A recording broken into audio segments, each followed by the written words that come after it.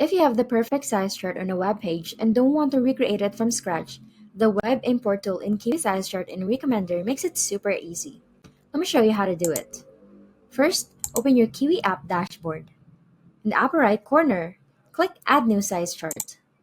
A pop-up will appear with different options for adding or creating a size chart. Since we're importing from a web page, go to Import Size Table, then select Import from Web Page. Now paste the web page URL that has your size chart. Kiwi will scan the page and automatically detect any tables or images. Once the results show up, find the size table you want and click Use this table to import it. Just a quick heads up, this step uses 1 credit, so make sure you've got the right table before confirming.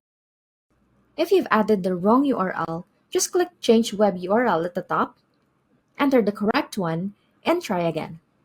Once your table is imported, you can edit or adjust its settings right in the Kiwi dashboard. And that's it. Now import size charts from a web page effortlessly. Thanks for watching.